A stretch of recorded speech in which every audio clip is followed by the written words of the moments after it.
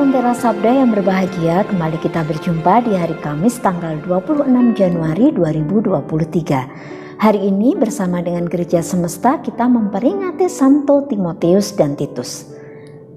Dua orang pengikut dan juga sahabat, bahkan rekan kerja Santo Paulus di dalam tugas untuk mewartakan iman, mewartakan kerajaan Allah di seluruh penjuru dunia. Dua pribadi yang mengalami pertobatan ketika diperjumpakan dengan Santo Paulus dalam perjalanan misinya yang pertama. Pertobatan yang mengantarkan dia pada kesetiaan untuk mewartakan iman akan Yesus Kristus. Perjalanan yang tidak mudah, perjalanan yang penuh rintangan. Seperti halnya yang kita dengarkan dalam Injil Lukas hari ini, bagaimana Yesus mengutus 70 muridnya untuk pergi berdua-dua mewartakan kerajaan Allah di seluruh penjuru dunia. Yesus berpesan supaya mereka tidak membawa bekal, supaya mereka ketika sampai ke sebuah rumah menyampaikan damai sejahtera bagi rumah ini. Ketika salam itu diterima atau layak diterima, maka salam itu akan tinggal. Tetapi jika penghuni rumah itu tidak layak untuk menerimanya, maka salam itu akan kembali. Jika sudah berada di sebuah rumah, makanlah, terimalah apapun yang disediakan oleh tuan rumah. Perutusan ini tidak mudah.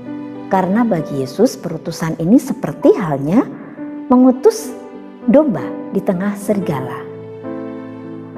Saudara-saudari yang dikasihi dan mengasihi Tuhan, pesan Santo Paulus kepada Titus yang sangat berkesan adalah: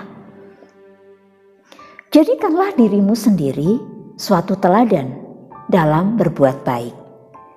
Berlakulah jujur dan sungguh-sungguh di dalam pewartaan.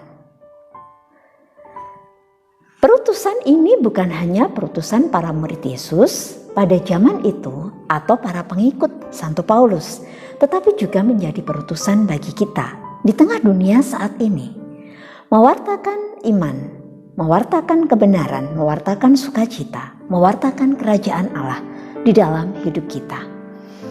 Tidak cukup hanya berkata-kata dalam penjelasan yang panjang lebar, tetapi kita diminta untuk menjadikan diri kita, hidup kita, dengan segala tingkah laku kita, perbuatan kita, perkataan kita, itu sebagai sarana pewartaan, teladan iman, teladan kebenaran, teladan bahwa Allah sungguh meraja di dalam hidup kita, di dalam hati kita. Dengan demikian, keberadaan kita bukan lagi menjadi ancaman atau ketidakdamaian bagi orang-orang yang kita jumpai. Tetapi kehadiran kita, keberadaan kita akan membawa sukacita, kedamaian, sejahtera bagi mereka yang berjumpa dengan kita, yang melihat kita, yang menerima segala tingkah laku perbuatan kita. Maka marilah kita jadikan diri kita sebagai teladan, bukan hanya cukup dengan berkata-kata. Tentunya semuanya demi kebaikan dan juga tegaknya kebenaran akan iman kita. Marilah kita tidak hanya cukup mengupayakan keselamatan bagi diri kita sendiri, tetapi juga mengupayakan keselamatan bagi banyak jiwa-jiwa yang membutuhkan uluran tangan kita. Semoga damai sejahtera senantiasa memenuhi hidup kita, keluarga kita, dan rumah kita. Berkat Tuhan memampukan kita.